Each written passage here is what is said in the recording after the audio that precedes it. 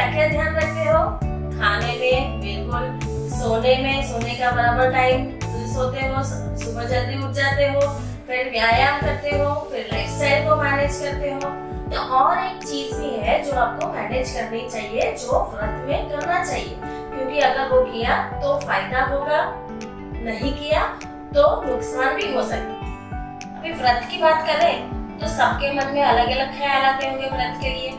कोई कहता होगा कि हम पुण्य कमाने के लिए करते हैं, कोई सोचता होगा हम मन को कंट्रोल करने के लिए करते हैं। अब कई बार बच्चे भी करते हैं, जो पेरेंट्स करवाते हैं, तो बच्चों को लगता है कि अभी हमारी एकादशी या व्रत आया तो हमको अलग अलग खाने को मिलेगा, हमें फराली पिज्जा, फराली ढोकला क्या नहीं मिलता। तो व्रत में क्या खाना चाहिए क्या नहीं, उसके रिगार्डिंग मैं आज आपको टिप्स बताने वाली हूँ। और उसके साथ विज्ञान और व्रत, उसका क्या संबंध है, जो हमारे धर्म या शास्त्र में भी मान्य है। धार्मिक और वैज्ञानिक महत्व की अगर बात करें तो इसमें मिलता है एक तो पेट को आराम और उसकी सफाई अच्छी तरह से होती है। जैसे ही हम पूरा हफ्ता काम करते हैं और जैसे एक छुट्टी मिल जाती है तो हम कैसे आराम करते हैं और दूसरे दिन रिफ्रेश हो जाते हैं काम करने के लिए, वैसे ही पेट का भी है। हफ्ते में एक बार या 15 दिन में एक बार अच्छी तरह से उपवास करने से ये फायदे होते हैं।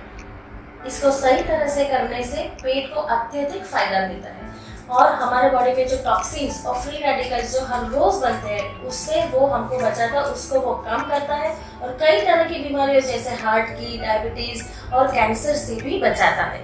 तो इस व्रत में भी बनाए रखिए अपनी सेहत और उसमें रहे दूर गलतफहमियों से। तो गलतफहमियां क्या हो सकती है वो उसके बारे में आपको बताऊंगी। पहली मान्यता कि आपको लगता होगा कि व्रत के दिन क्या व्यायाम करना चाहिए।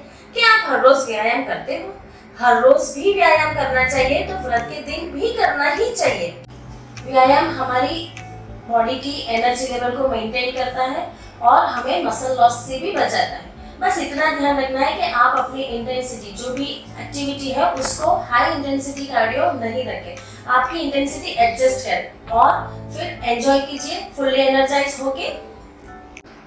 अब रही दूसरी मान्यता ये है कि व्रत करते हैं तो कई लोगों को लगता होगा कि हम पूरे दिन भूखा रहना है तो हमें ज्यादा खाना चाहिए, या तो फिर ऐसा होगा कई लोगों को ऐसा लगता है कि हम व्रत कर रहे हैं तो हमको कुछ भी नहीं खाना है। गीता में भी लिखा हुआ है युक्ताहार विहारस्य, तो ज्यादा खाने से सुस्ती लगेगी और कम खाने से वीकनेस लगेगी।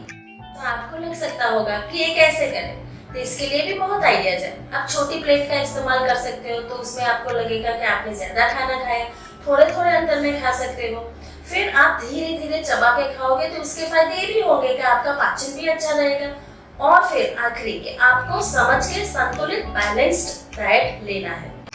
तीसरी मान्यता जो बहुत लोग करते होंगे, उपवास करते हैं, व्रत करते हैं, क्यों? क्योंकि हम जल्दी पतले हो जाएंगे। क्या ये सही तरीका है?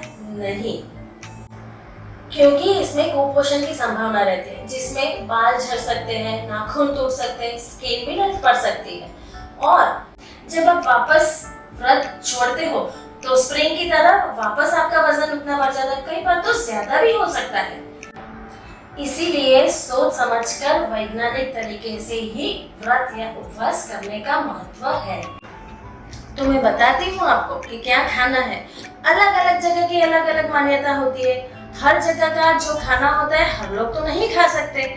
हम व्रत को दूसरा नाम क्या देते हैं? फलाहार, यानी वो खुद ही बताता है कि उन दिनों में फलों का आहार लेना चाहिए, फलों के साथ दूध और उसकी बनावटें, जो गीता में भी लिखा गया है। तो हमारा संपूर्ण सात्विक डिटॉक्सिफिकेशन के साथ का व्रत रहेगा।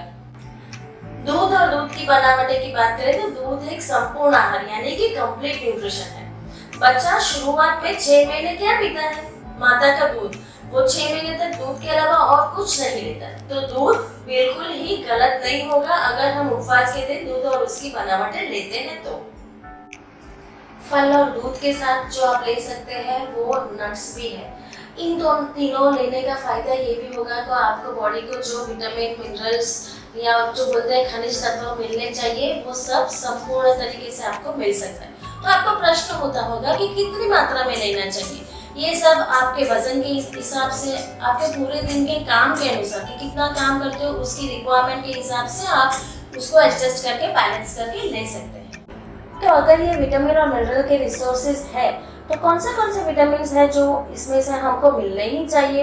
ये है जैसे कि vitamin A, vitamin B6, B9, B12, C और मिनरल्स में है जिंक, आयरन, कैल्शियम वगैरह वगैरह। तो ये सब लेने से हमको ये कुपोषण नहीं होगा। तो ये तो हो गई आइडियलिस्टिक बात। तो कई लोगों को ऐसा लगता होगा अगर दूध और फल से हमारा पेट नहीं भरा तो भूख थोड़ी ना हमारी कोई लगती है। तो इसमें हम क्या करेंगे? इसमें हम मिलेट्स तो खा ही सकते हैं। जैसे 2023 मोदी जी ने मिलेट ईयर घोषित किया है। तो राजगीरा है, मोरैया है, सांवा है, ये जो सब चीजें हम उपवास में खाएंगे तो हमको बेहद फायदा करती है। तो अगर आपको लगता होगा कि मीठा खाने का मन हो तो क्या करें? जी बिल्कुल, आप खीर बना सकते हैं इन सब चीजों की। मिलेट्स की भी खीर बनती है और शर्करा यूज करके उसकी बनाएंगे और उसमें दूधी या फिर गाजर भी यूज कर सकते हैं। तो ये होगा आपका परफेक्ट साइंटिफिक वैज्ञानिक तरीके से उपवास जो खुद ही बताया था। उप यानी नजदीक, वास यानी रहना। तो है ना, आपको समय भी मिल जाएगा। अगर आपको भगवान के पास ज्यादा रहना है तो उसका भी टाइम मिल जाएगा। तो आपका रियल रूप से उपवास हो जाएगा। इसके साथ एक फाइनल इम्पोर्टेंट चीज बताती हूँ, वो है compassion, gratitude, kindness and love. तो आपको उपवास के बारे में कुछ भी पूछना हो तो कमेंट बॉक्स में जरूर डालिए।